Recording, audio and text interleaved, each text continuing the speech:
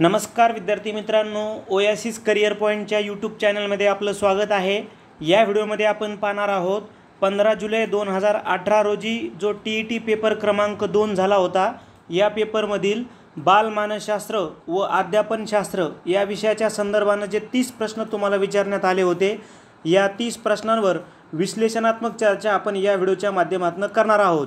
या अगोदर आपण बालमानसशास्त्र आणि अध्यापनाच्या संदर्भाने 2013 ते 2021 पर्यंत जेवढे TET पेपर झाले, अर्थात TET पेपर क्रमांक 1 आणि TET पेपर क्रमांक 2 या सर्व विषयाच्या इयर वाईज विश्लेषणाचे व्हिडिओ बनवले, तर त्याच्या लिंकसुद्धा तुम्हाला या व्हिडिओच्या डिस्क्रिप्शन बॉक्समध्ये मिळून जातील। तर 2018ला झालेला जो पेपर आहे, पेपर क्रमांक 2, त्यामधील सायकोलॉजीचे क्वेश्चन पाहूयात। प्रश्न आहे, औद्योगिक क्षेत्रात उदयास आलेली आधुनिक अध्ययन पद्धती ज्यामध्ये लोकांना नवीन कल्पनांचा उपक्रमांचा अवलंब करून विकासशील व गतिमान राहावे लागते, अशी खालीलपैकी कोणती अध्यापन पद्धती आहे? ठीक आहे, औद्योगिक क्षेत्राचा संबंध आहे, नवीन कल्पना उपक्रम या संदर्भाने शिकवल्या जातं। ठीक आहे, तर आता कट मेथडनं जा। आपल्याला माहिती आहे की समालोचन पद्धती म्हणजे जे आपण जसं क्रिकेट कॉमेंट्री वगैरे बघतो ना, मीडियाच्या संदर्भाने किंवा एखादं तपशीलवार विश्लेषण द्यायचं त्यावेळेस समालोचन आहे, म्हणजे समालोचन तिथं कामी येणार नाही। दूरचित्रवाणीची पद्धत कामी येणार नाही। आणि व्याख्यान पद्धती आपल्याला माहीत आहे की एका विशिष्ट विषयाचे सलग स्पष्टीकरण जर द्यायचं तर तिथं आपल्याला व्याख्यान पद्धती उपयुक्त असते।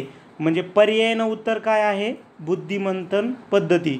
कधीकधी आपण कट मेथडनं जर गेलो तर लवकर उत्तरापर्यंत पोहोचू शकतो। बुद्धिमंथन म्हणजे काय असतं?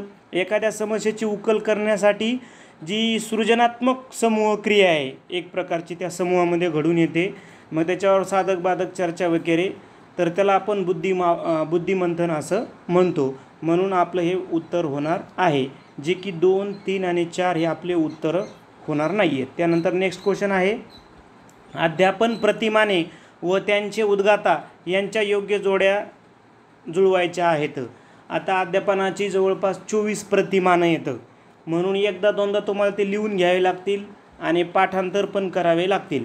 जसे जसे प्रश्न येत जातील किंवा वेळ मिळाला तर आपण स्वतंत्र प्रतिमानावर व्हिडिओ बनवू, जेणेकरून तुमचे सर्व प्रतिमानं क्लिअर होतील। इथं तुम्हाला डायरेक्ट पाठांतर पाहिजे होतं, जसं स्मरणशक्ती प्रतिमान म्हणलं की जेरी ल्यूकस म्हणजे 1चा ड 2 ठिकाणी आहे, 2 पर्यायामध्ये आणि 3 पर्यायामध्ये। त्यानंतर सृजनात्मक प्रतिमान म्हणलं की विल्यम गॉर्डन म्हणजे 2चा अ। मग आता 2चा अ म्हणजे आपल्याला उत्तर मिळालं पर्याय क्रमांक 3 जर तुम्ही निवड केली तर तुमच्या सर्व जोड्या बरोबर येऊन जातील। त्यानंतर फ्लँडर्सच्या आंतरक्रिया विश्लेषणाची खालीलपैकी कोणती मर्यादा योग्य आहे? फ्लँडर्सचं आंतरक्रिया विश्लेषण अध्यापनाच्या संदर्भानं पण आहे, त्यानंतर अध्ययनार्थीच्या संदर्भानं आहे आणि त्यानंतर दोघांच्या संदर्भानं पण। म्हणजे फ्लँडरचं जर पूर्ण आंतरक्रिया विश्लेषण आपण अभ्यासलं तर ते शिक्षकाच्या अध्यापनाचं निरीक्षण करतं, अध्ययनार्थीच्या अध्ययनाचं निरीक्षण करतं आणि अध्ययन अध्यापन या दोन्हींचं पण संमिश्र निरीक्षण करतं। त्यावर आधारित ही जी संकल्पना आहे फ्लँडरची आंतरक्रिया विश्लेषणाची। आता त्याची मर्यादा काय होते? कधीकधी आपण प्रश्न समजून घ्यायला पाहिजे की ते शेवटी काय म्हणायला लागलेत। फ्लँडरच्या आंतरक्रिया विश्लेषणाची मर्यादा, यात कृतीवर जास्त भर दिला जातो, यामध्ये निरीक्षकास अनन्यसाधारण महत्त्व असते, निरीक्षणावरून निष्कर्ष सहजपणे काढता येतात, या तंत्रात पाठाबद्दलचे निरीक्षण ताबडतोब विद्यार्थ्यांना सांगता येतात। आता योग्य मर्यादा आहे, यामध्ये निरीक्षकास अनन्यसाधारण महत्त्व आहे। आत्ता जसं आपण पाहिलं की अध्यापनामध्ये, अध्ययनामध्ये आणि अध्यापनामध्ये या सर्व तीनही सेक्टरमध्ये जो निरीक्षक आहे तो अत्यंत महत्त्वाचा आहे। म्हणून पर्याय क्रमांक 2 हेच इथं आपल्या प्रश्नाचं उत्तर आहे। कारण निरीक्षणावरून निष्कर्ष काढणे सहज काढतात, इतकं सहज नाही. त्याच्यामध्ये तक्ता आला, त्या तक्त्यामध्ये नोंदी करावं लागतात अंकाच्या मार्फत.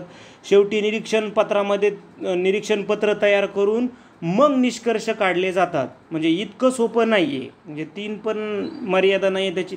या तंत्रात पाठाबद्दलचे निरीक्षण ताबडतोब विद्यार्थ्यांना सांगता येते. ते पण जसं आता आपण सांगायला लागलो की तक्ते, नोंदी, अंक या सर्व बाबी त्याच्यामध्ये असतात. ठीक आहे. कारण अध्ययन अध्यापन सुरू असताना कोणत्या अंकाची नोंद करायची हे पण ठरवलेलं आहे फ्लँडर्सनं. मग हे सगळं सोपं काम नाही आहे. कोणती मर्यादा योग्य आहे तर यामध्ये निरीक्षकास अनन्यसाधारण महत्त्व आहे. त्यानंतर खालीलपैकी कोणत्या प्रतिमानामुळे, परत एकदा प्रतिमानावर क्वेश्चन आला आहे, विद्यार्थ्यांच्या भावनिक विकासाला मदत होऊन विद्यार्थी संयमाने वागतात, तणाव असलेल्या परिस्थितीशी समतोल राखतात व आवश्यक तेथे पुढाकार घेऊन मदत करतात. भावनिक विकासाच्या संदर्भानं ठीक आहे. आणि समस्या निराकरण म्हणजे तणाव असलेल्या परिस्थितीमध्ये पण समतोल राखतात आणि पुढाकार घेतात. आता जे 24 प्रतिमान आहेत तर या 24 प्रतिमानांचं 4 गटात वर्गीकरण केलं आहे. ठीक आहे. इथं आपल्या प्रश्नाचं उत्तर आपण एकदा समजून घेऊ की म्हणजे भावनिक विकास म्हटलं, संयम म्हटलं विद्यार्थ्यामध्ये आणि परिस्थिती संयमानं वागणं म्हटलं की लगेच ते वर्तन परिवर्तन प्रतिमानं याचा संदर्भ आहे. पण एकदा येणाऱ्या एक्झामसाठी समजून घ्या की मुख्य 4 गटामध्ये अध्यापनाच्या प्रतिमानाचं वर्गीकरण केलं जातं. ज्ञान प्रक्रियाकरण प्रतिमाने, व्यक्तिविकास प्रतिमाने, सामाजिक आंतरक्रिया प्रतिमाने आणि वर्तन परिवर्तन प्रतिमाने. आपल्या प्रश्नाचं उत्तर होतं वर्तन परिवर्तन प्रतिमाने, ज्याच्यामध्ये हे 6 उपप्रतिमानं आहेत. ते पण तुम्हाला करायचे आहेत. कारण आत्ताच आपण पाहिलं की जोड्या लाव्यामध्ये प्रतिमानं आणि त्यांचे जो प्रतिपादन करणारा तज्ज्ञ आहे त्या जोड्या आपल्याला विचारलेल्या होत्या. म्हणून तुम्हाला प्रतिमानाचं नाव पण माहीत पाहिजे आणि त्याचा उद्गाता पण माहिती पाहिजे. आत्ता आपल्याला जे प्रश्नाचं उत्तर मिळालं की वर्तन परिवर्तन, बघा इथं मुख्य काय त्याचं उद्दिष्ट, विद्यार्थ्यांच्या भावनिक व सामाजिक वर्तनात परिवर्तन करून त्याचा विकास करणे प्रतिमानाचं उद्दिष्ट आहे. उदाहरणार्थ संयमाने विद्यार्थी वागतो, तणाव परिस्थितीतही समतोल राखता येणे, आवश्यक तेथे पुढाकार घेऊन काम करणे. मग हे सर्व आपल्या प्रश्नामध्ये झालेलं आहे. ठीक आहे. लगेच तुम्हाला क्लिक होणार आहे. त्यानंतर नेक्स्ट क्वेश्चन, अध्ययन अक्षमता असणाऱ्या मुलांच्या शिक्षणाविषयी खालीलपैकी कोणते विधान अयोग्य आहे? अध्ययन अक्षमता असणाऱ्या मुलांच्या बाबतीत अयोग्य विधान. आता अध्ययन क्षमता म्हणलं की सर्वच सेक्टरच्या, म्हणजे जसं वाचन दोष असू शकतो, लेखन दोष, गणितीय दोष, इवन भाषा, वाचा, दृष्टी, स्मृती हे दोष असू शकतात अध्ययन अक्षमता असणाऱ्या विद्यार्थ्यांमध्ये. त्या दृष्टिकोनातून अयोग्य विधान शोधायचं आहे. ठीक आहे. आता आपण पर्याय वाचू. या मुलांना अध्ययनासाठी जास्त वेळ द्यावा. बरोबर आहे. ठीक आहे. त्यांच्यामध्ये हे प्रॉब्लेम आहे तर जास्त वेळ द्यायला पाहिजे, म्हणजे हे योग्यच विधान आहे. आपल्याला मात्र काय शोधायचं आहे? आपल्याला शोधायचं आहे अयोग्य. त्यानंतर या मुलांना मानसोपचार तज्ज्ञाकडे न्यावे. हे पण बरोबर यायला लागले. ठीक आहे. हे पण बरोबर यायले. त्यानंतर त्यांच्यासाठी अमूर्ताकडून मूर्ताकडे न्या. त्यांच्यासाठी अमूर्ताकडून मूर्ताकडे न्यावे. ठीक आहे. म्हणजे इथं न्या असं आहे. ठीक.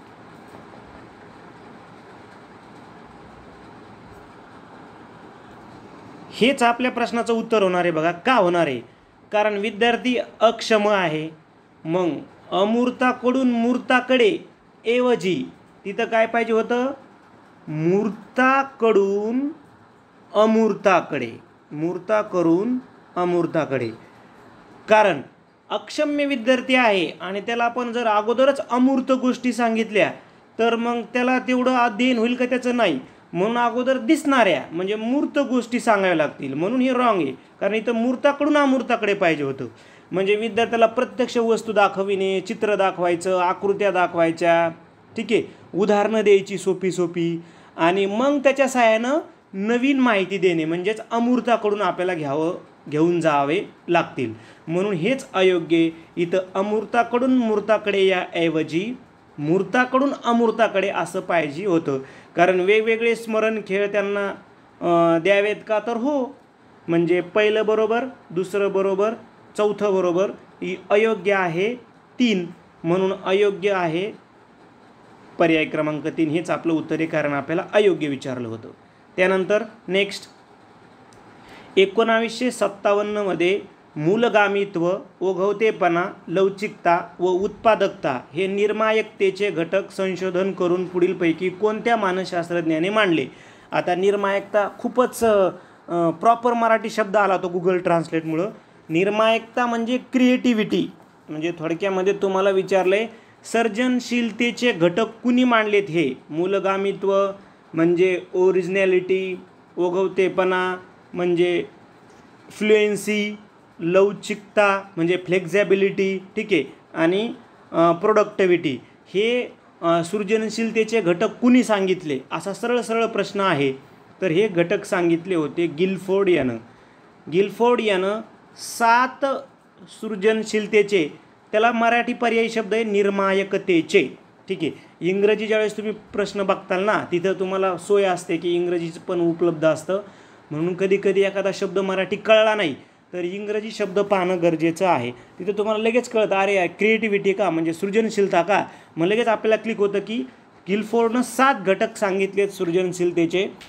तो पहिला घटक सांगतो समस्याविषयी संवेदन क्षमता, दुसरा घटक सांगतो प्रवाहीपणा, तिसरा लवचिकता, चौथा मौलिकता, पाचवा पृथक्करण, 6वा संयोजन आणि 7वा सांगतो पुनर्निरूपण. हे 7 घटक सांगितले आणि प्रश्नामध्ये ऑलरेडी त्यांनी आपल्याला 4 दिलेले आहेत.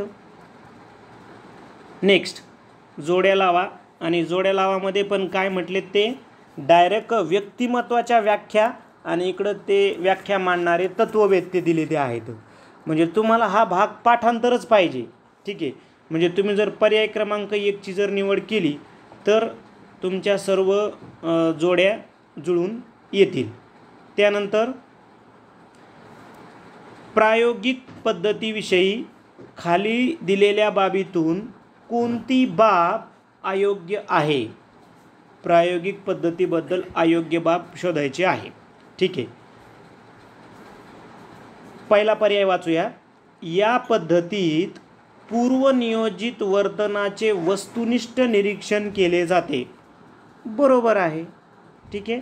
कारण प्रयोग म्हणजेच काय, तर प्रयोग म्हणजे नियंत्रित वातावरणात केलेले निरीक्षण. आपण प्रयोग म्हणजेच काय म्हणतो की नियंत्रित वातावरणामध्ये केलेले निरीक्षण. म्हणजे पहिली बाब तर योग्य यायला लागली प्रायोगिक पद्धतीबद्दल. म्हणजे हे काय आपल्या प्रश्नाचं उत्तर नाही, कारण आपल्याला अयोग्य विचारले. या पद्धतीत किमान 2 व्यक्तीची गरज असते. बरोबर आहे, कारण किमान प्रयोग करायचा आहे तुम्हाला, तर प्रयोजक आणि प्रयोज्य किमान हे 2 व्यक्ती पाहिजेत का, तर म्हणजे हे पण योग्य वाटायला लागले. प्रयोजकाने प्रयोज्यावर पूर्ण नियंत्रण ठेवणे अनावश्यक आहे. आवश्यक आहे, ठीक आहे, आवश्यक आहे. हे निगेटिव्ह बनवलं त्यांनी, म्हणून हा निगेटिव्ह आहे. म्हणून तेच उत्तर आहे, कारण आपल्याला विचारले अयोग्य. मग अयोग्य ओळखायचं, मग जे अयोग्य तेच आपलं उत्तर असणार आहे. कारण या पद्धतीत फक्त जिवंत प्राणी मात्रावरच प्रयोग केले जातात का, तर यस, प्रयोग्य आणि प्रयोज्य. ज्याच्यावर प्रयोग करायचा तो पण, आणि जो प्रयोग करायला तो पण काय जनरली जिवंतच आहेत ना, ठीक आहे. म्हणजे हे पण बरोबर आहे, दुसरं बरोबर आहे, चौथं बरोबर आहे, पहिलं बरोबर आहे. मग अयोग्य कोणतं होतं, तिसरं अयोग्य होतं. फक्त काय पाहिजे तर आवश्यक आहे. कारण प्रयोगाची व्याख्याच काय आत्ता आपण बोलतोय की प्रयोग म्हणजे नियंत्रित वातावरण. मग अनावश्यक न म्हणता येणार नाही, आवश्यक असं म्हणावं. नेक्स्ट, अध्ययन क्रियेतील प्रगतीस खालीलपैकी कोणते विधान सहाय्यभूत ठरत नाही. अध्ययन क्रियेतील प्रगतीस खालीलपैकी कोणते विधान सहाय्यभूत ठरत नाही. ठीक आहे, अध्ययनातील प्रगतीस सहाय्यभूत न ठरणारं विधान ओळखायचं आहे. एखाद्या विषयात विशेष रुची असेल तर प्रगती वेगाने होते. हे तर बरोबर वाटायला लागलं, ठीक आहे, हे बरोबर वाटायला लागलं. जी गोष्ट शिकायची आहे तिचे अध्ययन पूर्वी काही प्रमाणात झालेले असेल तर ते प्रगतीला अपकारक ठरते. ते प्रगतीला अपकारक ठरते का, ठीक आहे. अपकारक म्हणजे इथं निगेटिव्ह बनवलं त्यांनी, अपकारक म्हणजे हानिकारक नाही ना. जर एखादा विषय तुम्हाला ऑलरेडी येत असेल तर ते ठरणार नाही ना. समजा उदाहरणार्थ तुम्हाला जर भूमिती आणि गणित चांगलं येतं तर तुम्हाला विज्ञान पण सोपा जाईल, फिजिक्स, ठीक आहे, जिथं जे काही तुम्हाला प्रॉब्लेम सॉल्व करायला मदतच होईल, ठीक आहे. म्हणून अपकारक या शब्दामुळं आपल्याला प्रॉब्लेम, अपकारक म्हणजे हानिकारक, ठीक आहे. म्हणजे एखादी जर गोष्ट आपल्याला शिकायची आहे, तिच्या अध्ययन पूर्वी काही प्रमाणात झालेले, तो तर आपण जास्त अवघड उदाहरण घेतलं. म्हणजे समजा उदाहरणार्थ तुम्हाला बेरीज वजाबाकी थोडंसं बेसिक माहिती आहे आणि आता नंतर तुम्हाला एखाद्या परीक्षा, तुम्ही स्पर्धा परीक्षेमध्ये गेले आणि तिथं जर तुम्हाला बॉडमॉसवर आधारित जर गणित आलं तर मग तुम्हाला ते हानिकारक ठरेल की फायद्याचं ठरेल. तर इथं अपकारक हा शब्द हानिकारक या अर्थानं वापरला आहे. तर तिथं पाहिजे होतं उपकारक, उपकारक, मग तो बरोबर आला असता. म्हणजे हा रॉंग आहे, ठीक आहे, ठीक आहे. उपकारक पाहिजे, इथं अपकारक हा रॉंग आला म्हणून हेच उत्तर आहे. कारण हे चुकीचं आहे, उपकारक ठरलं असतं. शिकण्यातील प्रगती काही प्रमाणात व्यक्तीच्या आनुवंशिक पात्रतेवर असते का? यस. शिकण्याच्या योग्य पद्धतीचा प्रगतीवर परिणाम होतो? यस. म्हणजे पहिलं बरोबर आहे, तिसरं पण बरोबर आहे, चौथं पण बरोबर आहे. रॉंग कोणतं आहे? ह्या अपकारक शब्दामुळं, म्हणून तेच उत्तर आहे. कारण आपल्याला रॉंग निवडायचं आहे, हेच उत्तर आहे आपलं. त्यानंतर खालीलपैकी कोणत्या स्रावामुळे व्यक्तीमध्ये चैतन्य निर्माण होते आणि त्याचे प्रमाण अधिक झाल्यास मुले वर्तनात अतिउत्साह दाखवतात? ठीक आहे, अतिउत्साह दाखवतात. तर इथं काय म्हणले बघा, कॉर्टिसॉन, ॲड्रेनिल, इन्शुलिन आणि थायरॉक्झिन. आता एखाद्या कट मेथडचा यूज करू. आपल्याला माहिती आहे की इन्शुलिनचा संदर्भ हा स्वादुपिंड ग्रंथीसोबत आहे, इन्शुलिनचा संदर्भ, आणि रक्त शर्करेचं प्रमाण नियंत्रणाचं ते काम करते. जर अल्प प्रमाणात जर स्रावला इन्शुलिन तर मधुमेह होतो. म्हणजे याचा संदर्भ इथं येत नाही, म्हणजे तिसरा पर्याय कटला. त्याच्यानंतर थायरॉक्झिन पण कटेल. थायरॉक्झिनचा संदर्भ हा कंठस्थ ग्रंथीसोबत आहे. शारीरिक चयापचय क्रियेमध्ये नियंत्रित करण्यासाठी हे महत्त्वाचं आहे. जर अल्प प्रमाण झालं तर क्रिटिनिझम नावाचा आजार होतो बालकामध्ये किंवा प्रौढांमध्ये, मिक्सिडेमा, ठीक आहे. आणि जर म्हणजे अल्प प्रमाणामुळेच प्रेरणेचा आणि ऊर्जेचा अभाव, इथं तर ते म्हणणार की अतिउत्साह, म्हणजे थायरॉक्झिन पण निगेटिव्ह आहे. ॲड्रिनिल हे आपल्या प्रश्नाचं इथं उत्तर असणार आहे. कारण कॉर्टिसॉन जे आहे हे पण कट होईल. कॉर्टिसॉन हे वृक्कस्थ ग्रंथीच्या संदर्भानं आहे. पाणी, शर्करा, सोडियमचं ते संतुलन राखण्याचं काम करते. म्हणजेच आपल्या प्रश्नाचं उत्तर आहे पर्याय क्रमांक 2. त्याच्यानंतर आहे, खालील दिलेल्या गरजांपैकी कोणती गरज व्यक्तिगत गरज आहे? खालील दिलेल्या गरजांपैकी कोणती व्यक्तिगत गरज आहे? ठीक आहे. प्रतिष्ठा, सुरक्षा, जोडीदाराची गरज आणि परावलंबित्व. तर थोडंसं आपल्याला मदत व्हावी म्हणून आपण काय केलं, एक इमेज तयार केली, गरजांचं वर्गीकरण केलं आपण. 3 मुख्य गरजा आहेत, शारीरिक गरज, व्यक्तिगत गरज आणि सामाजिक गरज, ठीक आहे. तर आपल्याला काय म्हणलं, व्यक्तिगत गरज कोणती आहे? आता व्यक्तिगत गरज बघा, कृती, पुनरावृत्ती, यशापयश, इंद्रियांचे समाधान, अभिरुची व दृष्टिकोन, प्रतिष्ठा आणि जीवनविषयक ध्येय. तर प्रतिष्ठा आलं बघा इथं, म्हणजेच पर्याय 1 मध्ये प्रतिष्ठा आलेला आहे. मग आता सुरक्षा, जोडीदाराची गरज आणि परावलंबित्व, तर हे कशामध्ये येतं? जसं आपल्याला माहिती आहे की परावलंबित्व, सुरक्षा आणि जोडीदाराची गरज, तर ह्या सहवास विषयक गरजा आहेत. सामाजिक गरजामधलं जे उपगरज आहे, सहवास विषयक गरजा, ह्या 3ही कोणत्या आहेत? सहवास विषयक गरजा. हा तर याचा स्क्रीनशॉट घ्या किंवा जर तुम्हाला वेळ आहे तर लिहून घ्या, कारण आपल्याला यावर आधारित प्रश्न विचारला जाऊ शकतो. सलग 2-3 वर्षी गरजेच्या प्रकारावर आधारित आपल्याला प्रश्न विचारलेले आहेत. म्हणून एवढं जरी तुम्ही केलं तरी एक प्रश्नाची तयारी आपली होऊन जाते. त्यानंतर राष्ट्रीय अभ्यासक्रम आराखड्यात ज्ञानरचनावादासंबंधी खालीलपैकी कोणते तत्त्व समाविष्ट आहे? ज्ञान हे गतिशील नसून स्थितिशील आहे, असं नाही म्हणता येणार, म्हणजे हे निगेटिव्ह आहे. स्थानिक परिसर आपल्याला माहिती आहे, आता एवढं चर्चा सुरू आहे ज्ञानरचनावादाची, आणि ते गतिशील नाही म्हणणं म्हणजे आपल्याला असं लॉजिक लावून पण उत्तर काढायलो आपण. स्थानिक परिसराचा विद्यार्थ्यांच्या ज्ञानरचनेत फारसा वाटा नसतो का? नाही ना, असतो ना. ठीक आहे, म्हणजे हे पण रॉंग आहे दुसरं. तिसरं, पूर्वानुभवाच्या आधारे विद्यार्थी ज्ञानरचना करतात का? यस, म्हणजे पहिलं रॉंग, दुसरं रॉंग. यस, पूर्वानुभव महत्त्वाचा आहे, त्या आधारे विद्यार्थी ज्ञानरचना करतात. सांस्कृतिक आंतरक्रियेद्वारे ज्ञानाची निर्मिती होत नाही. होते ना, सांस्कृतिक आंतरक्रियेद्वारे ज्ञानाची निर्मिती होते. ते म्हणतात होत नाही, म्हणजे हे बी निगेटिव्ह आहे. म्हणजे सकारात्मक कोणते? फक्त इथं पर्याय 3 हेच उत्तर आहे. म्हणजे जास्त आपल्याला माहीत जरी नसलं या प्रश्नाबद्दल तरी पण आपण साध्या सरळ सकारात्मक नकारात्मकचा विचार करून आपण प्रश्न क्रमांक 72चं उत्तर 3 पर्याय सहज निवडू शकलो असतो. त्याच्यानंतर, एखाद्या कारकूनवर साहेब रागावले तर कारकून साहेबावर रागवू शकत नाही, तो घरी आल्यावर बायकोवर रागावतो. हे संरक्षण यंत्रणेच्या पुढीलपैकी कोणत्या प्रकारामुळे घडते? प्रेक्षेपण, प्रतिपुरण, विस्थापन आणि आत्मताडन. तर हे विस्थापित केले ना त्यानं त्याचा राग दुसऱ्यावर. ठीक आहे, म्हणजे विस्थापन हे उत्तर आहे. कारण आपल्याला माहिती आहे प्रक्षेपणामध्ये काय होतं, यामध्ये दोष आपला असला तरी तो दुसऱ्याच्या माथी मारला जातो. म्हणजे समजा एखादा विद्यार्थी परीक्षेत नापास जो होणारा विद्यार्थी आहे तो सांगतो की शिक्षकांना नीट शिकवले नाही किंवा पेपर जास्त स्ट्रिक्ट तपासले, हे प्रक्षेपणाची उदाहरणं होतील. प्रतिपुरण काय आहे? प्रतिपूर्णामध्ये एका क्षेत्रात यश मिळवता आले नाही तर दुसऱ्या क्षेत्रामध्ये यश मिळवून भरपाई करण्याचा प्रयत्न केला जातो. ठीक आहे, म्हणजे समजा आता उदाहरणार्थ आपण जर काही TET किंवा सेट नेट परीक्षा पास होऊ शकत नाही तर मग आपण दुसऱ्या सरळ सेवेची तयारी करतो. किंवा एखादा विद्यार्थी त्याला पद मिळवता नाही आले म्हणून तो दुसऱ्या पद हस्तगत करून प्रतिपूरण ते कंप्लीट करतो. त्याच्यानंतर आत्मताडन, आपली चूक झाली असताना आपल्याला जबरदस्त शिक्षा झाली आहे हे याच्यामधून निदर्शनामध्ये येते.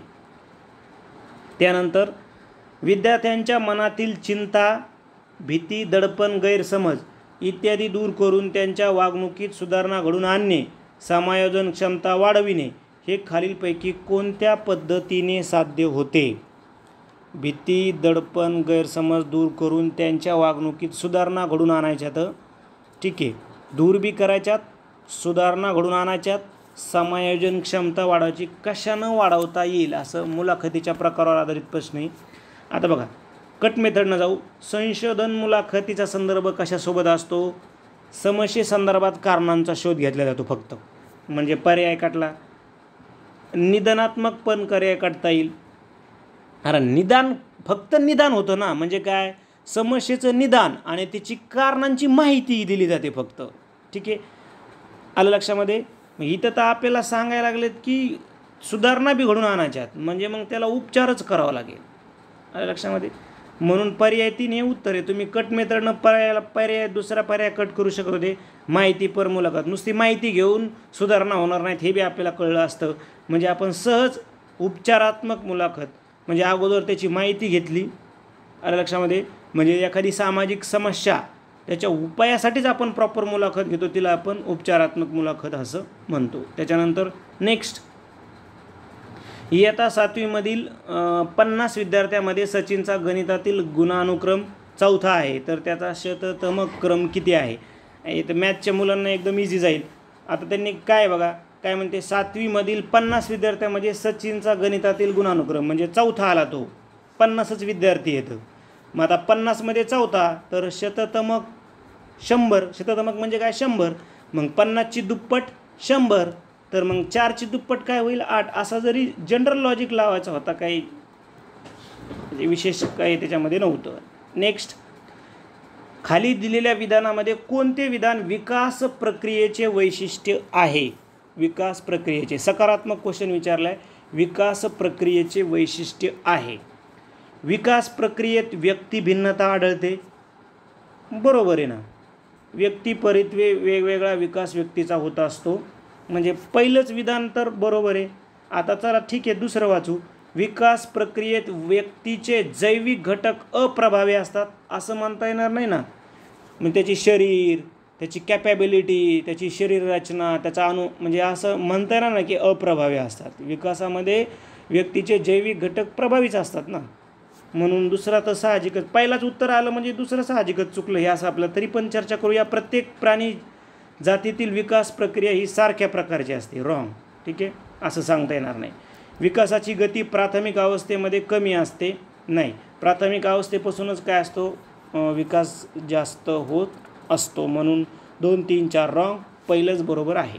नेक्स्ट, जीन पियाजेच्या पुढीलपैकी कोणत्या अवस्थेमध्ये मूल अवबोधाचे व संबोधाचे वर्गीकरण करायला शिकते आणि प्रत्यक्ष कृतीतून निष्कर्ष काढायला शिकते?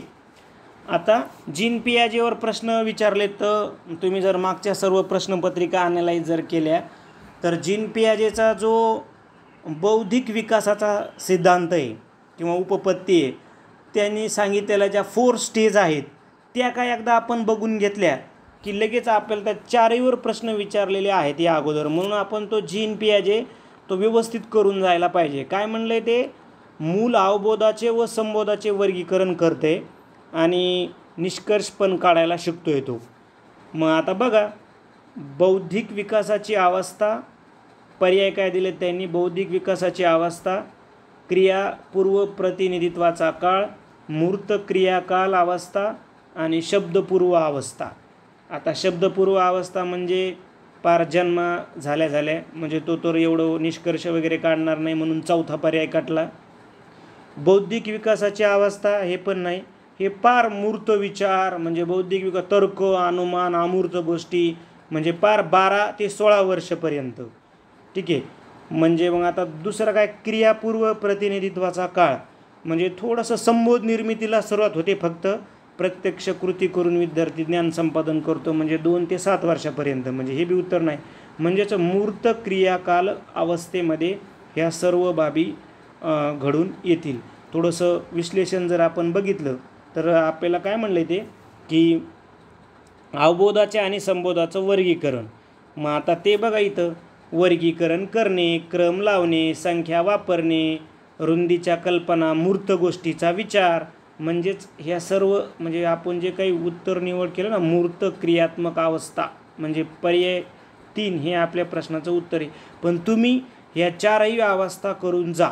ठीक आहे. शक्य झाल्यास तुमच्या रफ वहीमध्ये ह्या 4ही अवस्था लिहा, तिचे वैशिष्ट्य लिहा आणि त्याच्या वयाचा कालावधी पण लिहून घ्या, जेणेकरून यावर आधारित तुम्हाला प्रश्न विचारल्या जाण्याची शक्यता असते. त्याच्यानंतर नेक्स्ट क्वेश्चन आहे, किशोरावस्थेत मुलांची प्रवृत्ती आपल्या मित्रांच्या टोळ्या करून राहण्याची असते. याचा शालेय उपक्रमातून फायदा करून घेण्यासाठी शिक्षकाने पुढीलपैकी कोणती बाब टाळावी? ठीक आहे. किशोरावस्थाचं वय म्हणजे टोळी करण्याचं वय आहे आणि त्याचा फायदा करून घेण्यासाठी शिक्षकानं काय टाळावं असं आपल्याला त्यांनी प्रश्न, उपयोजनात्मक प्रश्न विचारलेला आहे. तर मग आता एक एक पर्याय वाचू जेणेकरून आपल्याला तो संदर्भ कळेल. तर विद्यार्थ्याच्या त्यांच्या मर्जीनुसार गट करून त्यांच्या विविध स्पर्धा आयोजित कराव्या, हे तर बरोबरच आहे, हे टाळायची गरज नाही. कारण आपण म्हणतो ना टोळी करतात विद्यार्थी, टोळी करतात म्हणजे आता थोडंसं आपण जर क्रीडाचा संदर्भ घेतला तर विद्यार्थ्यामध्ये संघ प्रवृत्तीचा फायदा घ्यायला पाहिजे त्यांनी, बरोबर आहे. मग मर्जीनुसार जर गट तयार केले तर ते जास्त त्याच्यामध्ये सक्सेस होतील. म्हणून हे पॉझिटिव्हच आहे, ते आपलं उत्तर नाही होणार. आपल्याला टाळण्यासारखं नाही, याच्यामध्ये गरजेचंच आहे ते.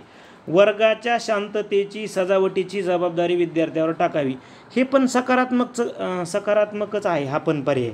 कारण एखाद्या ग्रुपला जर सांगितलं की उद्या झेंडावंदन आहे आणि तुम्ही एवढी स्वच्छता करा, तर तो ग्रुप निश्चित करेल. कारण तो टोळीपूर्व जे काही टोळीचं वय असतं ना त्याच्यामध्ये सांघिकपणा रुजलेला असतो, म्हणून ते काम करतील विद्यार्थी.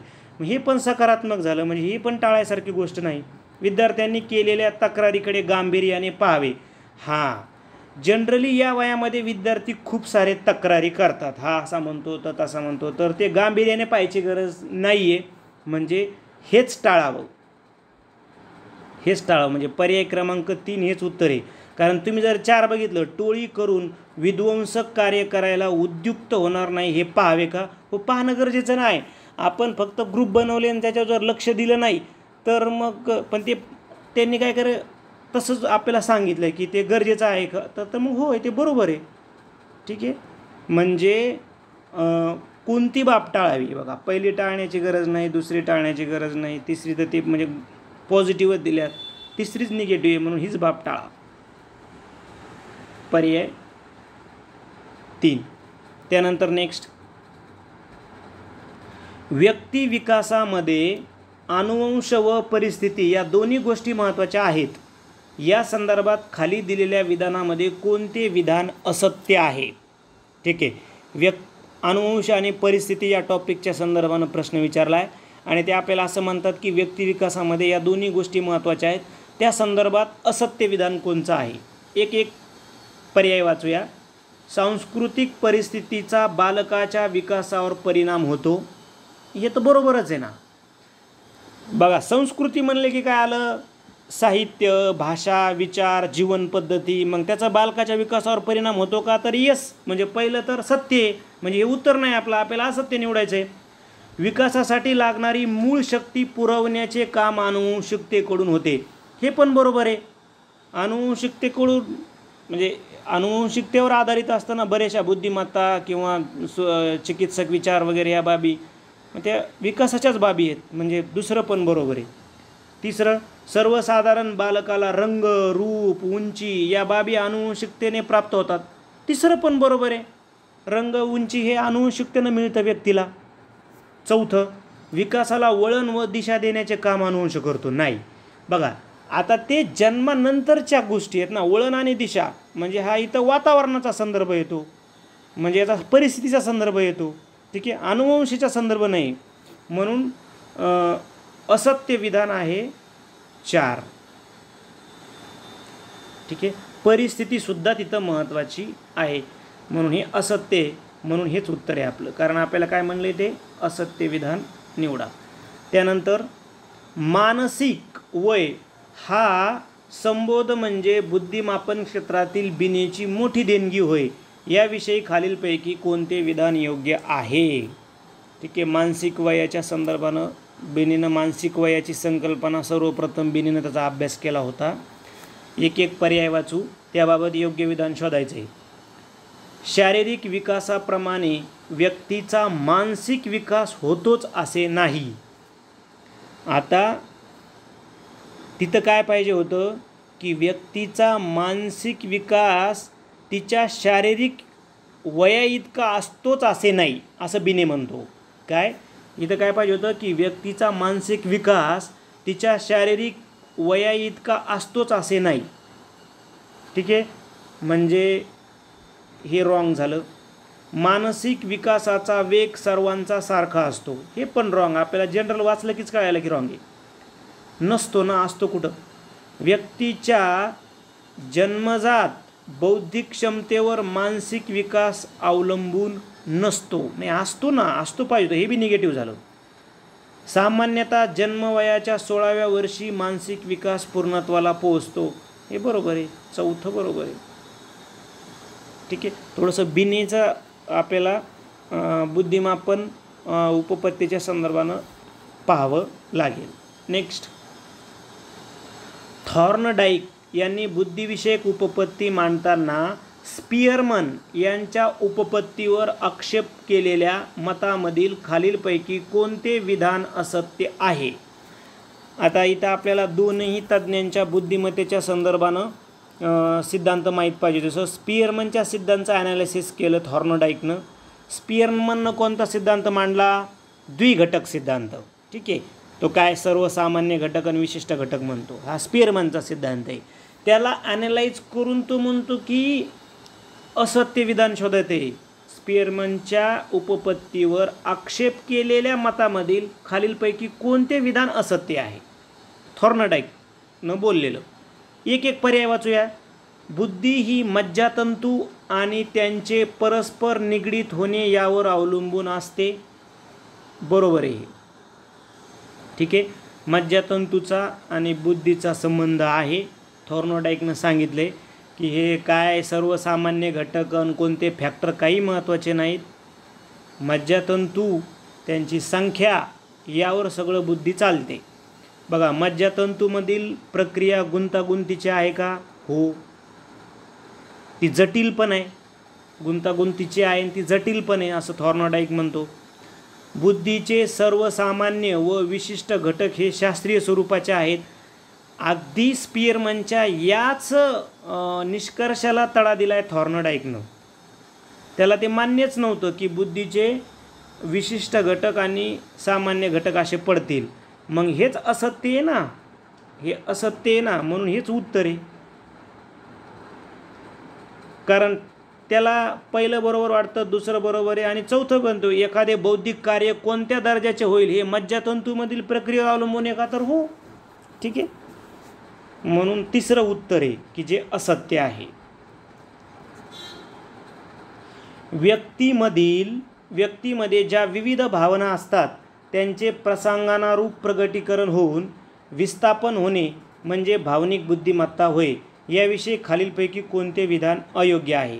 भावनिक बुद्धिमत्तेच्या संदर्भानं अयोग्य विधान निवडायचं आहे. ठीक आहे, भावनिक बुद्धिमत्ताच्या बाबतीत अयोग्य विधान. एक पर्याय वाचूया. व्यक्तीला स्वतःच्या भावनांची ओळख होणे गरजेचे असते. व्यक्तीला, बरोबर आहे, नाही हे तर बरोबर आहे, पण आपल्याला अयोग्य निवडायचं आहे. भावनेचे प्रकटीकरण किती तीव्रतेने व्हावे याचे व्यवस्थापन होणे गरजेचे असते. हे पण बरोबर आहे, म्हणजे हे बी उत्तर नाही आपलं. एखादी दुःखद घटना पाहून दुःख होणे ही नैसर्गिक बाब आहे. बरोबर आहे ते. इतरांच्या भावनाची ओळख होणे अनावश्यक असते. असं नाही, म्हणजे आवश्यक पाहिजे होतं इथे, हे नको पाहिजे होतं. म्हणजे हेच काय आहे? अयोग्य आहे. मग अयोग्य आहे म्हणजे हेच आपल्या प्रश्नाचं उत्तर आहे. हेच अयोग्य आहे म्हणजे हेच उत्तर आहे. कारण आपल्याला काय विचारलं? भावनिक बुद्धिमत्तेबाबत अयोग्य विधान. मग चौथंच अयोग्य माहिती देतं. खाली दिलेल्या विधानामध्ये कोणते विधान हे अवधानाचे वैशिष्ट्य नाही? अवधानाचे वैशिष्ट्य नाही. आता अवधान म्हणजे एखाद्या गोष्टीकडे किंवा एखाद्या विषयाकडे वळलेला आपल्या मनाचा ओघ, असं आपण अवधान म्हणतो. तर अवधानाच्या बाबतीत हे वैशिष्ट्य नाही. मग आता बघा, अवधान ही निवडक प्रक्रिया आहे का? हो. तुम्ही यात्रेतून चाललं तर तुम्हाला एखाद्याच गोष्टीवर कॉन्सन्ट्रेट होईल आणि जवळपास तिकडं सगळे तुम्ही बघताल त्याच गोष्टीकडं. ठीक आहे, जे तुम्हाला जास्त आकर्षित करतं. म्हणजे निवडक आहे का? तर हो. म्हणजे हे वैशिष्ट्य आहे. अवधानामुळे ज्ञानग्रहण व आकलन होते का? यस. अवधान आंतरिक बाबीवर एकाग्र होत नाही. होतं ना, अवधान आंतरिक बाबीवर एकाग्र होतं. चौथा बघा, अवधान एखाद्या गोष्टीवर दीर्घकाळ टिकून ठेवता येत नाही. दीर्घकाळ टिकून ठेवता येत नाही. बरोबर आहे. एकाच गोष्टीवर अवधान, आपला जो कल आहे एखाद्या गोष्टीकडं पाहण्याचा, तर तो कायमस्वरूपी नसतो. आलं लक्षामध्ये? म्हणून चौथं बरोबर वैशिष्ट्य आहे, दुसरं बरोबर वैशिष्ट्य आहे, पहिलं बरोबर वैशिष्ट्य. कोणतं वैशिष्ट्य? अवधान आंतरिक बाबीवर एकाग्र होत नाही. हे काय वैशिष्ट्य नाही? तर ते होतं.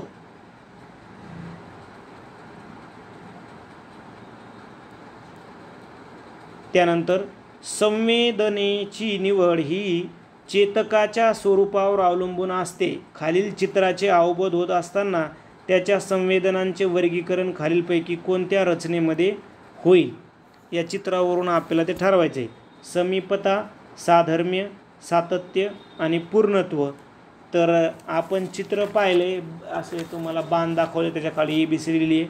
तर पाहतानाच आपल्या लक्षात येईल आहे की हे दोघं जवळजवळ आहेत आणि म्हणून त्यांचे आपल्याला गट दिसायला लागले. म्हणजे समीपता हे आपल्या प्रश्नाचं इथं उत्तर येईल. आता साधर्म्य काय असतं? सारखे सारखे आवाज, सारख्या वस्तू. ठीक आहे, मग असे 2 गट तयार होतात. त्याच्यात तुम्हाला 2 गट तयार करता येतात.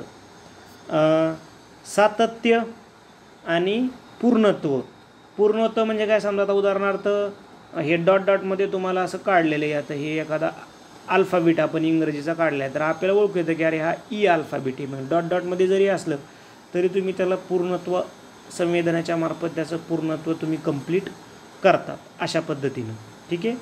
त्यानंतर नेक्स्ट, खाली दिलेल्या विधानांमध्ये कोणते विधान धारणेच्या स्वरूपाविषयी समर्थन करत नाही? धारणेच्या स्वरूपाविषयी समर्थन करत नाही. पर्याय वाचूयात. आपण नुकत्याच अनुभवलेल्या गोष्टीच्या धारणेची मज्जा प्रक्रिया काही काळापर्यंत चालू राहते. बरोबर आहे ना. आपण जर एखादा नुकताच अनुभवलेली गोष्ट आहे तर धारणेची मज्जा प्रक्रिया काही काळापर्यंत चालू राहते का? तर हो, पहिलं तर बरोबर आहे. म्हणजे हे समर्थन करतं मात्र, म्हणजे हे उत्तर नाही आपलं, कारण हे समर्थन करतं. धारणा निरनिराळ्या पातळीवर असते. हो. कोणत्याही व्यक्तीची धारणशक्ती सर्वच गोष्टीच्या बाबतीत सारखी असत नाही. बरोबर आहे. सर्व बाबतीमध्ये धारणा सारखी असू शकत नाही. एका विषयाचे पठन संपताच दुसऱ्या विषयाचे पठन सुरू केले की धारणा चांगली होते. ही रॉंग आहे. आपल्याला लक्षात यायला पटकनच. आपण मध्ये वेळ घेऊ तरच आपल्याला दुसरा विषय अभ्यासावा करावा लागेल. धारणा तुटेल म्हणजे तुमचं विस्मरण होईल. ठीक आहे. तुमच्या स्मरणात राहणार नाही म्हणजे धारणा तुटेल. म्हणून लगेच दुसरा विषय सुरू करत नाहीत आपण. काही कोणतंही काम हे कंप्लीट झालं की आपण थोडं काय मध्ये गॅप घेतो. म्हणून चौथंच काय वाटतंय? चुकीचं वाटतंय. म्हणून चौथंच उत्तर आहे. खालीलपैकी कोणते उदाहरण हे निर्मायक विचाराचे नाही? आता परत मराठी शब्द आला बघा, प्युअर मराठी शब्द आला. निर्मायक म्हणजे क्रिएटिव्ह, म्हणजे त्याला मराठीमध्ये अजून प्रॉपर शब्द आहे सर्जनशीलता. ठीक आहे. मग आता ह्यो आपल्याला परिचित आहे, पण निर्मायकमुळं गोंधळला जाऊ शकतो. म्हणून इंग्रजी वाचा. जो शब्द समजला नाही त्याला इंग्रजी प्रश्नपत्रिका वाचा. ठीक आहे. मग आता आपल्याला लगेच क्लिअर व्हायलं की सृजनशीलतेचा विचार कोणता नाही? खालीलपैकी उदाहरणामध्ये कोणता सृजनशील विचार नाही? असा सरळ सरळ प्रश्न आहे बघा. शास्त्रज्ञ शोध लावतात, या सृजनशीलता आहे का? क्रिएटिव्हिटी आहे का? यस. शिल्पकार वस्तुशिल्प बनवतात, यस क्रिएटिव्हिटी आहे. शिक्षक उद्गामी पद्धतीनं शिकवतात, याच्यामध्ये क्रिएटिव्हिटी नाही. ही एक विचार पद्धती म्हणा किंवा त्याला तुम्ही एक अध्यापन पद्धती म्हणा. फ्रान्सिस बेकननं सांगितले, आपल्याला अजून थोडंसं एक्स्ट्रा माहिती घ्यायची तर. ठीक आहे. म्हणजे ही काही क्रिएटिव्हिटी नाही आहे. निसर्गचित्र काढतात, ही क्रिएटिव्हिटी आहे. ठीक आहे. म्हणजे पहिल्या याच्यामध्ये क्रिएटिव्हिटी दिसते, दुसऱ्या याच्यामध्ये क्रिएटिव्हिटी दिसते आणि चौथ्या याच्यामध्ये क्रिएटिव्हिटी दिसते. क्रिएटिव्हिटी कुठं नाही आहे? ती नाही ऑप्शन 3मध्ये. का? कारण दिस इज अ मेथड आहे. ती एक मेथड आहे ना. आलं लक्षात? काय असते उद्गामी पद्धत? उद्गामी पद्धत काय आहे? रिसर्चमध्ये वापरल्या जाते बघा. पहिल्या 2 विधानावरून काढलेला निष्कर्ष शेवटच्या विधानासाठी सांगितला जातो. जे पारंपरिक तुम्हाला माहिती आहे, जसं पहिलं विधान आहे सर्व माणसे मर्त्य आहेत, दुसरं आहे राजेश हा मनुष्य आहे. याचा अर्थ काय? राजेश मर्त्य आहे. यालाच म्हणतात उद्गामी पद्धती. खाली दिलेल्या संबोधाविषयीच्या विधानापैकी कोणते विधान अयोग्य आहे? संबोधाच्या बाबतीत अयोग्य विधान. ठीक आहे. संबोधाच्या बाबतीत अयोग्य विधान. आता आपल्याला माहिती आहे संबोध म्हणजे काय किंवा कल्पना म्हणजे काय, परिकल्पना म्हणजे काय, तर शब्दावरून आपणास जो अर्थबोध होतो, शब्दावरून अर्थबोध झाला म्हणजे संबोध निर्मिती होते. आता त्याच्या संदर्भानं अयोग्य, पुरेसे व स्पष्ट संबोध निर्माण झालेले नसतील तर विचार प्रक्रियेत अडथळे येतात. हे बरोबर आहे. तुम्हाला एखाद्या शब्दाचा अर्थच कळला नाही तर मग विचार प्रक्रियेत अडथळा येईल की. इतरांचे विचार नीट समजण्यासाठी तसेच स्वतःचे विचार नीट मांडता येण्यासाठी संबोध स्पष्ट व अचूक हवेत. हे पण बरोबर आहे. मूळ संबोध स्पष्ट नसतील तरीही पुढचे संबोध सहजपणे स्पष्ट होतात. हे रॉंग आहे ना. स्पष्ट होणार नाहीत ना. मूळ तुमचा संबोध स्पष्ट झाला नाही तर मग समजा उदाहरणार्थ आपल्याला एखादा कवितेचा एक तुम्हाला हे दिलेला आहे 4 ओळी आणि तुम्हाला ती कविताच कळली नाही तर मग नंतर कवितेवरलं विश्लेषण काय करणार आहे? ठीक आहे. म्हणून मग हे रॉंग आहे. हेच उत्तर आहे, कारण आपल्याला अयोग्य विचारलं आहे ना. म्हणजे हेच उत्तर आपलं पर्याय 3. कारण ज्ञान ग्रहणता संबोध फार महत्त्वाचा आहे तर ते बरोबर येते. पर्याय 3 हे उत्तर आहे. जोड्या लावा. ठीक आहे. नुसतं तुम्ही वाचला तरी गती प्रतिमा, स्वाद प्रतिमा आणि गंध प्रतिमा आणि स्पर्श प्रतिमा तुम्ही नुसतं वाचलं तरी तुम्हाला कळालं की म्हणजे काय. समजा उदाहरणार्थ स्वाद आहे म्हणजे चवीचा संदर्भ म्हणजे 2चं ड. आता 2चं ड कुठे आहे, फक्त एकच पर्याय आहे, ते पर्याय क्रमांक 3मध्ये. झालं आपल्या प्रश्नाचं उत्तर. जोड्या लावायचा हा आपल्याला फायदा होऊ शकतो. मग तुम्ही आता ह्या जुळून घ्या. नेक्स्ट, जेव्हा अध्ययनकर्ता नवीन परिस्थितीमध्ये प्रतिसाद देताना पूर्वानुभवाचा उपयोग करतो, तसेच नवीन परिस्थितीशी साधर्म्य असणाऱ्या जुन्या परिस्थितीत दिलेला प्रतिसाद तो नवीन परिस्थितीमध्ये देतो, तेव्हा थॉर्नडाईकच्या कोणत्या उपनियमाचा वापर केला जातो? नवीन परिस्थितीसोबत तोंड देतो तेव्हा थॉर्नडाईकच्या, तर तो प्रतिक्रियांच्या समानतेचा नियम वापरतो. प्रतिक्रियतेचा समानतेचा नियम. ठीक आहे. जसं आपण इथं फक्त कन्फ्यूज हो ना, प्रतिक्रियेच्या वैविध्यतेचा नियम. आता प्रतिक्रियतेच्या वैविध्यतेचा नियम म्हणजे काय? अध्ययनकर्त्याने केलेल्या अनेकविध प्रतिक्रियातून अचूक प्रतिक्रिया मिळते. हा अचूक पर्याय शोधण्यासाठी अध्ययनकर्त्याचे विविध प्रक्रिया देणे आवश्यक, कारण त्याशिवाय त्याला अचूक प्रतिक्रिया सापडणारच नाही. म्हणून तो विविध प्रक्रिया देतो. हा झाला वैविध्याचा नियम. मांडणी किंवा रचना म्हणजे तुम्ही आता हे सगळं प्रयत्न प्रमाद पद्धतीमधले जे उपनियम आहेत, म्हणजे जे काय त्या कुटपेटी आणि मांजराचा जो प्रयोग आहे प्रयत्न प्रमाद पद्धतीमध्ये, त्याच्यामधले जे उपनियम आहेत त्यावर आधारित प्रश्न आहे. ठीक आहे. आपल्याला ज्यावेळेस वेळ मिळेल त्यावेळेस आपण त्याच्यावर स्वतंत्र व्हिडिओ बनवू. इथं मात्र पर्याय क्रमांक 2 हे आपल्या प्रश्नाचं उत्तर. त्यानंतर डॉक्टर आर्मस्ट्रॉंग यांनी मांडलेली शास्त्र आणि विज्ञान तसेच तर्कशास्त्रासाठी उपयोगी ठरणारी खालीलपैकी कोणती पद्धती आहे? आता आर्मस्ट्रॉंग म्हणलं की काय, आता हे मराठी चुकलं इथं, म्हणजे प्रश्नपत्रिकेमध्ये ओरिजिनल बी चुकायचे. इथं स्वयंशोधन पाहिजे होतं. काय पाहिजे होतं? इथं स्वयंशोधन पाहिजे होतं. स्वयंशोधन. ठीक आहे. कारण ते इंग्लिश बरोबर आहे म्हणून इंग्रजी वाचत जा का जिथं तुम्हाला कन्फ्यूज वाटतं, कारण आर्मस्ट्रॉंगचा संबंध हा स्वयंशोधनासोबत आहे. आणि आपल्याला माहिती आहे की विज्ञानामध्ये याचा वापर होतो, म्हणून पर्याय 1 हे आपल्या प्रश्नाचं उत्तर आहे. पण इथं संशोधन नव्हे तर स्वयंशोधन. परिसंवाद सहज तुम्हाला कट करता आला असता पर्याय. तुम्हाला माहिती आहे की परिसंवादामध्ये काय, एखाद्या विषयाचं अनेक मुद्द्यामध्ये विभाजन केलं जातं आणि त्यावर चर्चा केली जाते. आणि समवाय पद्धती, शिक्षक अध्यापन करत असताना एका विषयाचा इतर विषयाशी संबंध जोडतो आणि मूळ विषय शिकवतो, त्याला आपण समवाय पद्धत म्हणतो. समालोचन पद्धत आपण आत्ता बघितलं की तपशीलवार विश्लेषण द्यायचं वगैरे, जसं क्रिकेट कॉमेंट्री वगैरे. ठीक आहे. पहिलंच आपल्या प्रश्नाचं उत्तर असणार आहे. अशा पद्धतीनं आपण 2018ला जो पेपर झाला होता TET पेपर क्रमांक 2 याबद्दल सविस्तर माहिती घेतली. सर्व व्हिडिओ बनवलेले आहेत. या अगोदर 2013, 2014, 2015, अर्थात तो नंतर 16ला झाला, 17, 18, त्यानंतर 20 आणि 21 या सर्व विषयाच्या प्रश्नपत्रिका स्वतंत्र मराठी व्याकरण, इंग्रजी व्याकरण, गणित, सायकॉलॉजी, स्वतंत्र विषयाच्या परिसर अभ्यास, सामाजिक शास्त्रे सर्व व्हिडिओ उपलब्ध आहेत. तुम्ही आमच्या ओएसिस करिअर पॉईंटच्या यूट्यूब चॅनलवर जाऊन प्लेलिस्टमध्ये जर TET 2024मध्ये जर गेलात तर तुम्हाला सर्व व्हिडिओ उपलब्ध करून देण्यात आलेले आहेत. तुम्ही आम्हाला खालील ऑनलाईन प्लॅटफॉर्मवर सुद्धा जॉईन होऊ शकता. या सर्व प्लॅटफॉर्मच्या लिंक व्हिडिओच्या डिस्क्रिप्शन बॉक्समध्ये दिलेल्या आहेत. धन्यवाद.